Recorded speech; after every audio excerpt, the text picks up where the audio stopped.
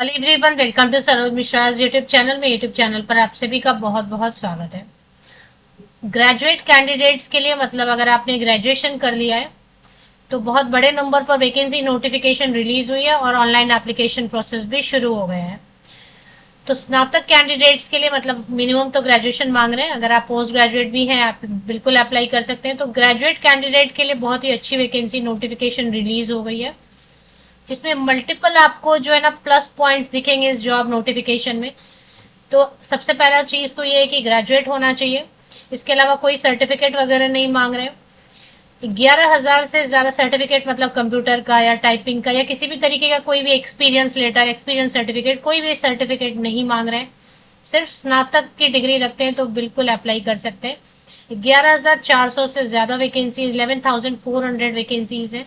Salary इसकी 47,000 gross salary starting salary बनेगी। 43,000 अगर स्टार्टिंग सैलरी बोले तो ठीक है। मतलब ऑल ओवर इंडिया वैकेंसी है, मतलब सभी जगह पे सभी राज्यों में वैकेंसीज हैं। अब इसमें और भी कई अच्छी चीजें जो डिस्कस करेंगे। 11,400 वैकेंसीज हैं, सैलरी ठीक है, ग्रेजुएट आवेदन कर सकते हैं, किसी भी एक्स्ट्रा सर्टिफिकेट की जरूरत नहीं है। इसके साथ ही साथ दो पॉइंट्स और भी अच्छे हैं। आपको अपने ही राज्य में या आपको अपने यूनियन टेरिटरी जहां से आप बिलोंग करते हैं वहीं पर आपको जॉब मिल जाएगी। आपको ट्रांसफर का टेंशन कभी भी नहीं रहेगा। आपको अपने राज्य यूनियन टेरिटरी में जॉब मिलेगा और आप वहीं पे काम करके रिटायर हो सकते हैं। क्योंकि देखिए ज्यादातर जो जॉब नोटिफिकेशन आती है अगर सेंट्रलाइज्ड रिक्रूटमेंट रहती है तो उसमें ट्रांसफर का टेंशन बना रहता है, बट यहाँ पर कोई भी ट्रांसफर का टेंशन नहीं रहेगा। अगर ट्रांसफर होता भी है तो आपको अपने राज्य में ही ट्रांसफर मिलेगा। एक और बहुत अच्छी चीज ये है कि आपका जो लोकल लैंग्वेज है, मतलब आपके स्टेट का जो लैंग्वेज है उसमें आप एग्जाम दे सकते हैं। मतलब कई कैंडिडेट हिंदी इंग्लिश दोनों से कंफर्टेबल नहीं होते, कई बार होता है ऐसा। तो आपका लोकल लैंग्वेज का भी ऑप्शन दिया हुआ है स्टेट के हिसाब से, उस लोकल लैंग्वेज में भी आप एग्जाम दे सकते हैं। तो मल्टीपल अच्छी चीजें हैं। All over India exam centres भी बनाए गए। हर डिटेल को डिटेल में कवर करेंगे। सबसे पहले मैं आपको बता दूं, नोटिफिकेशन तो आपने देख लिया होगा। Institute of banking personnel selection, हर साल इससे नोटिफिकेशन आती है, इस बार भी आ गई है। 11,400 3 वैकेंसीज के साथ में ये विज्ञापन रिलीज कर दिया गया है।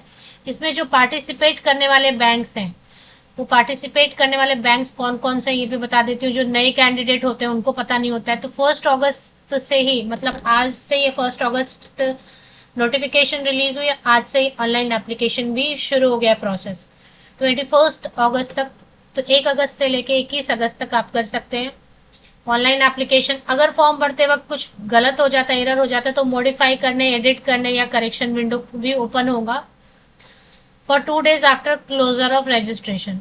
तो मतलब 21 अगस्त के बाद 2 दिन आपको एडिट करने का भी मौका मिलेगा। प्री एग्जामिनेशन ट्रेनिंग रहती है। बहुत सारे कैंडिडेट को पता नहीं होता ऑनलाइन एग्जाम कैसे होता है, तो वो ऑप्शन रहेगा। अब मुझे लगता है कि कैटेगरी कैंडिडेट्स के लिए रहता है, कास्ट कैटेगरी कैंडिडेट के लिए फ्री रहता है कि ऑनलाइन एग्जामिनेशन में कैसे अपियर हो। तो वो आपको ऑप्शन फॉर्म भरते वक्त मिलेगा, उसमें आप यस कर दीजिएगा तो आपको प्री एग्जाम ट्रेनिंग आसपास कहीं सेंटर पे मिलेगा फ्री। अब इसमें प्रीलिम्स एग्जामिनेशन होगा और मेन एग्जामिनेशन होगा और उसके बाद प्रोविजनल अलॉटमेंट होगा। तो प्रीलिम्स एग्जाम के लिए काफी टाइम आपको मिल रहा है। अक्टूबर में प्रीलिम्स होगा, फिर मेन एग्जामिनेशन नवंबर में होगा, सॉरी दिसंबर में होगा, और मार्च में आपको ज्वाइनिंग लेटर मिल जाएगा। तो बहुत जल्दी जल्दी प्रोसेस होगा। टाइम लिमिट दिया हुआ है तो आपको क्लियर रहता है कि इस टाइम डेडलाइन में जॉब मिल जाएगी। तो पेनाल्टी क्या है, कट ऑफ स्कोर्स, ये सारी चीजें आगे वीडियो में चेक कर लेते हैं। जो पार्टिसिपेटिंग बैंक्स हैं category wise, state wise, bank wise vacancies release की गई हैं। इसमें पार्टिसिपेट करने वाली बैंक बैंक ऑफ बड़ौदा है, bank of India, bank of Maharashtra, Canara bank, central bank of India, Indian bank, Indian overseas bank, Punjab national bank, Punjab and Sindh bank, UCO bank, union bank of India.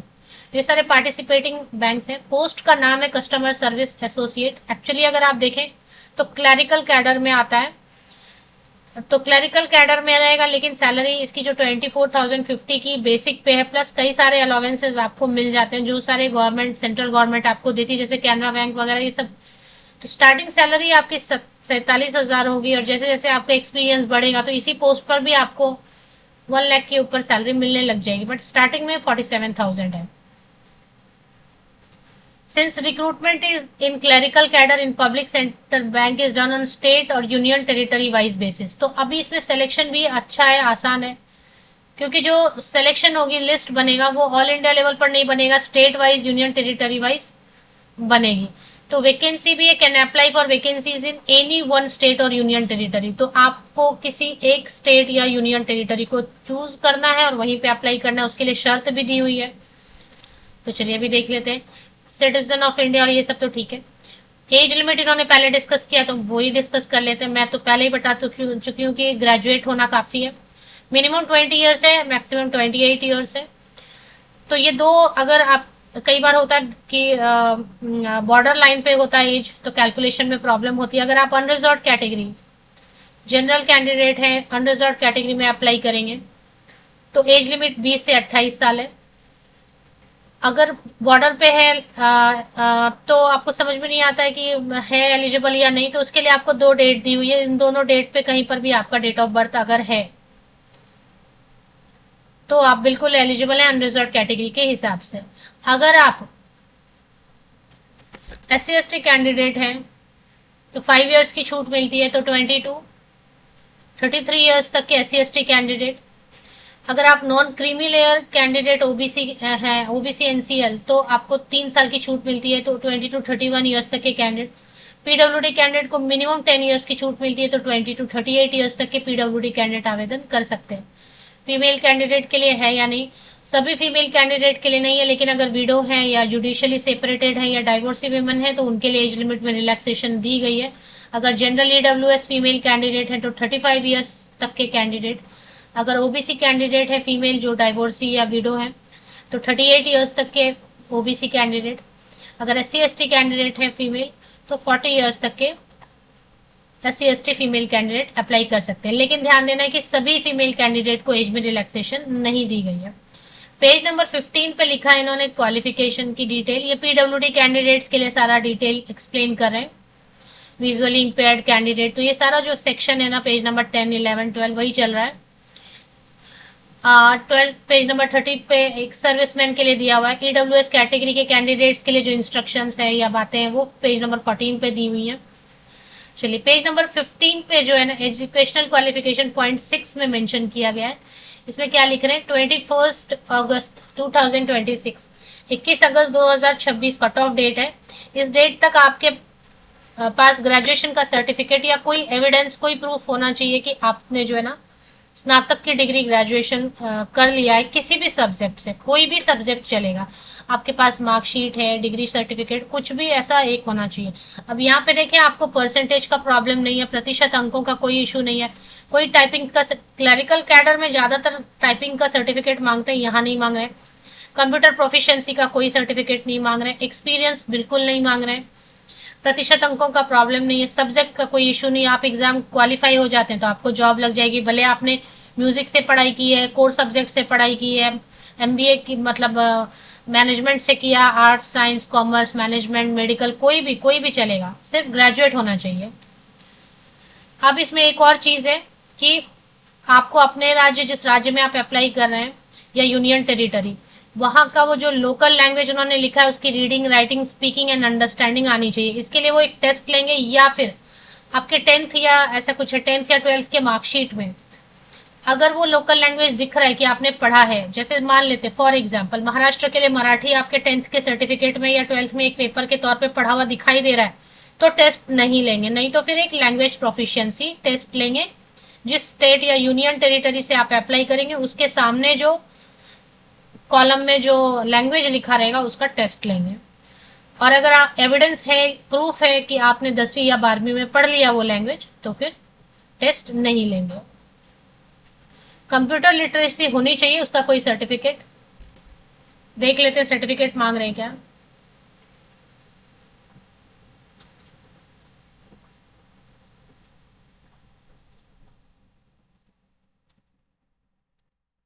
देखिए school में एक कंप्यूटर आजकल subject compulsory subject है, इसलिए मैंने पहले भी बोला कि कंप्यूटर का एक्स्ट्रा सर्टिफिकेट जरूरी नहीं है। क्योंकि अब जो हम लोग पढ़ाई कर रहे हैं इसमें कंप्यूटर का एक सब्जेक्ट आपके हाई स्कूल में होता ही है, 10th में 12th में, या आपने बीकॉम किया है, बीए किया है, बीएससी किया है, एक कंप्यूटर का पेपर होता ही है। अगर मान लेते हैं ऐसा केस है किसी के साथ कि कंप्यूटर आपने कहीं पढ़ा ही नहीं, ना तो स्कूल में पढ़ा, ना ही कॉलेज में पढ़ा, ना ही इंस्टीट्यूट में कहीं पढ़ा, तो फिर एक सर्टिफिकेट आपको, डिग्री डिप्लोमा कोई भी सर्टिफिकेट आपको कंप्यूटर का लगेगा। बट मैंने ये पॉइंट पहले इसलिए बोला कि सर्टिफिकेट नहीं लगेगा क्योंकि आजकल हर कोई स्कूल में या कॉलेज में एक सब्जेक्ट कंप्यूटर का डाला ही हुआ रहता है। बहुत पहले ऐसा होता था कि नहीं होता था, ऑप्शनल होता था, पर अभी ऑप्शन में नहीं, एक कंप्यूटर सब्जेक्ट रहता ही रहता है। चलिए, अभी जो है, जो भी डिग्री आप दिखाएंगे वो आपका वैलिड डिग्री होना चाहिए। फीस जो है 175 SC ST PWD ex serviceman DESM candidate के लिए, बाकी सभी कैंडिडेट के लिए 850 रुपए, 850 रुपीज। अभी ये देखिए, इसमें प्रीलिम्स एग्जामिनेशन में इंग्लिश लैंग्वेज, इंग्लिश में होगा 30 क्वेश्चन 30 मार्क्स 20 मिनट। इसमें सेपरेट टाइम स्लॉट दिया हुआ है, मतलब जैसे इंग्लिश का सेक्शन खत्म हो जाएगा 20 मिनट के बाद इंग्लिश के क्वेश्चन दिखने बंद हो जाएंगे। Numerical ability 35 question 35 minute marks के 20 मिनट्स मिलेगा। Reasoning ability 35 question 35 marks 20 minute मिलेगा। टोटल 1 आवर आपको मिलेगा, लेकिन जो सेक्शन 20 मिनट का, 20 मिनट के बाद न्यूमेरिकल एबिलिटी के क्वेश्चन दिखने बंद हो जाएंगे। तो इस तरीके से सेक्शन वाइज जो है ना सेपरेट टाइम स्लॉट दिया हुआ है। 100 मार्क्स का 100 क्वेश्चन रहेगा प्रीलिम्स में, और इसमें candidates have to qualify in each of the 3 test. सब में क्वालिफाई करना है, इंग्लिश में, न्यूमेरिकल एबिलिटी में, रीजनिंग एबिलिटी में कुछ कट ऑफ मार्क्स रहेगा, वो आपको क्वालिफाई करना रहेगा। शॉर्टलिस्टेड करेंगे, शॉर्टलिस्टिंग करेंगे फिर ऑनलाइन एग्जामिनेशन के लिए। ऑनलाइन एग्जामिनेशन भी ऑब्जेक्टिव टाइप रहेगा, प्रीलिम्स भी ऑब्जेक्टिव टाइप रहेगा। General financial awareness 40 question 50 marks के।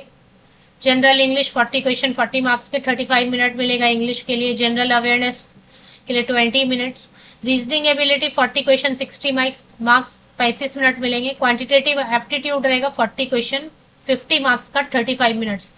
टोटल 125 मिलेगा मिनट, लेकिन टोटल टाइम का कोई मतलब नहीं क्योंकि सेक्शन वाइज टाइम स्लॉट दिया हुआ है। उस सेक्शन में क्वेश्चन दिखेंगे नहीं तो फिर बंद हो जाएंगे दिखने। टोटल 160 क्वेश्चन 160 क्वेश्चन 200 मार्क्स का रहने वाला है। हाँ, अभी मैं बोल रही थी कि आपको जो है list of version of test, medium of exam, मैंने एक बात बोला था शुरू में वीडियो में कि आप अपने लोकल लैंग्वेज में भी एग्जाम दे सकते हैं। जैसे आंध्र प्रदेश के हैं तो आपको ना तो इंग्लिश में कंफर्टेबल है, हिंदी में कभी कंफर्टेबल, तेलुगु का भी ऑप्शन मिलेगा, आप तेलुगु में भी क्वेश्चन पढ़ के आंसर कर सकते हैं। तो हर स्टेट के आगे या यूनियन टेरिटरी के आगे लिखा हुआ है कि कौन कौन सा ऑप्शन है। जैसे आसाम के कैंडिडेट हैं तो आसाम के ज्यादातर कैंडिडेट आसामी बोलते हैं, उनको आसामी का भी ऑप्शन दिया हुआ है। अगर आप हिंदी और इंग्लिश में कंफर्टेबल नहीं है तो आसामी में भी क्वेश्चन देख के आंसर कर सकते हैं। तो इसी तरीके से अभी आप देखेंगे कि दादरा नागर हवेली अंडमान एंड दीव में इंग्लिश, हिंदी, गुजराती, मराठी, कोंकणी सभी ऑप्शन दिए हुए हैं। अगर आपको मराठी आती है, मराठी में क्वेश्चन पढ़ के आंसर करना है तो ठीक है, कोंकणी आता है तो कोंकणी में भी पढ़ के आंसर कर सकते हैं, गुजरात। तो इस तरीके से लोकल लैंग्वेज का भी बहुत सारे स्टेट यूनियन टेरिटरी में, जैसे केरला में मलयालम का भी ऑप्शन हिंदी एंड इंग्लिश के अलावा, हिंदी एंड इंग्लिश तो सभी जगह है। हिंदी में आंसर करना चाहते हैं पढ़ के कर सकते हैं, इंग्लिश में करना चाहते हैं आंसर कर सकते हैं। कुछ कुछ राज्यों में, स्टेट में जहाँ पे कोई खास पर्टिकुलर लैंग्वेज ज्यादा बोली जाती है, जैसे जम्मू एंड कश्मीर में उर्दू का भी ऑप्शन है, तो वो भी ऑप्शन है जिससे आपको आसानी होगी। अब इंग्लिश के क्वेश्चन रहेंगे तो वो तो सिर्फ इंग्लिश में रहेंगे। वेस्ट बंगाल में देखें ज्यादातर लोग बंगाली बोलने में कंफर्टेबल होते हैं, तो बंगाली का भी ऑप्शन रहने वाला है। सारे क्वेश्चंस आपके ऑनलाइन होंगे। निगेटिव मार्किंग बिल्कुल रहती है। पेनाल्टी फॉर, यहाँ पेज नंबर 19 पे लिखा है, पेज नंबर 19 पे आप पेनाल्टी, मतलब रॉन्ग आंसर के लिए 1/4 मार्क्स कट जाएंगे। तो टोटल मार्क्स जो भी रहेगा उसका 1/4 मार्क्स जो है ना कट जाएगा अगर रॉन्ग आंसर करेंगे तो। अगर आप क्वेश्चन को अटेम्प्ट नहीं करते हैं तो अटेम्प्ट नहीं करने पे कोई मार्क्स कट नहीं होता है। कट ऑफ मार्क्स रखा हुआ है, state wise, union territory wise cut off अलग अलग होगा, डिसाइड किया जाएगा बाद में, क्योंकि वो डिपेंड करता है ना कि कैसा रहता है। हर साल परफॉर्मेंस अलग अलग होती है। लैंग्वेज प्रोफिशिएंसी टेस्ट के लिए candidate has to opt for one language at the time of online application for local language test from list provided for each state or union territory। तो जो भी स्टेट या यूनियन टेरिटरी से आप apply करेंगे उसका लोकल लैंग्वेज आपको आना चाहिए। 10th या फिर ऊपर 10th के आगे कहीं पर अगर वो लोकल लैंग्वेज आपने पढ़ा है और आप प्रूफ दे सकते हैं एविडेंस दे सकते हैं, तो फिर टेस्ट नहीं होगा लोकल लैंग्वेज का, सिर्फ प्रीलिम्स एंड मेंस से काम हो जाएगा। Exam centre all over India बनाए गए। नेक्स्ट ईयर 2 में चेक कर लेते हैं, चलिए एक बार चेक कर लेते हैं। और जब मैंने वीडियो स्टार्ट किया था तो call letter for prelims exam वो सब आएगा, कॉल लेटर वगैरह सब वेबसाइट पे आएगा, या फिर आपको एसएमएस भी आ सकता है, वेबसाइट चेक करते रहना होगा। एग्जाम के थोड़े दिन, एक हफ्ता 10 दिन पहले ही आता है, आजकल तो 2 दिन पहले भी आने लग गए हैं।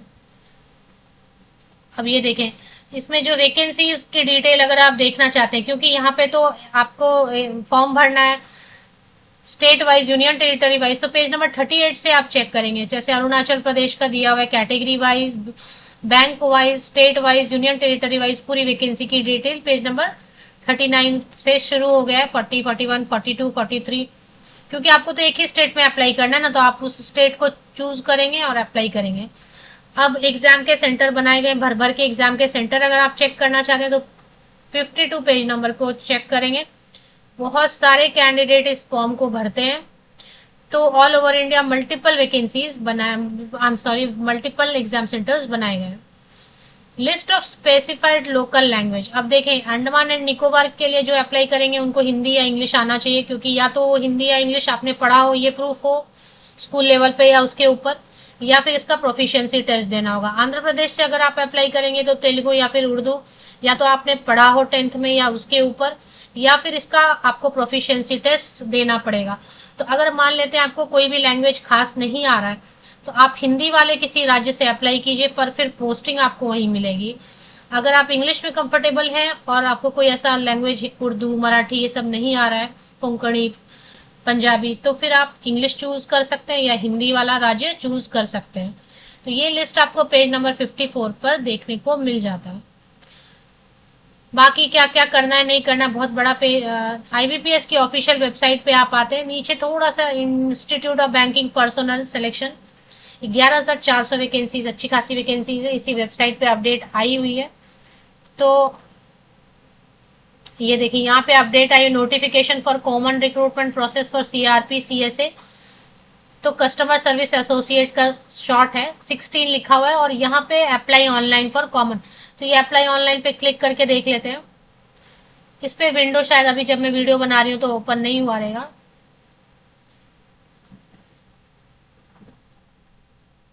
आ गया है अप्लाई ऑनलाइन फॉर। तो यहाँ पे सबसे पहले click here for new registration, आप सबसे पहले इस पे रजिस्टर करेंगे, और फिर वो रजिस्ट्रेशन डिटेल को आप हमेशा के लिए रखेंगे, क्योंकि एडमिट कार्ड वगैरह में उसकी जरूरत होगी। तो click here for new registration, और फिर रजिस्टर करने के बाद आप लॉग इन करके पूरा फॉर्म फिलअप का प्रोसेस कंप्लीट कर सकते हैं। आईबीपीएस की ऑफिशियल वेबसाइट की लिंक तो आपको वैसे विकिपीडिया से ले लीजिए, सेफ रहता है, उसका लिंक सही रहता है, या फिर मैं भी इस यूट्यूब वीडियो के डिस्क्रिप्शन बॉक्स को नीचे तक स्क्रॉल डाउन करके चेक कीजिए, मैं भी लिंक प्रोवाइड कर रही हूँ डिस्क्रिप्शन बॉक्स में।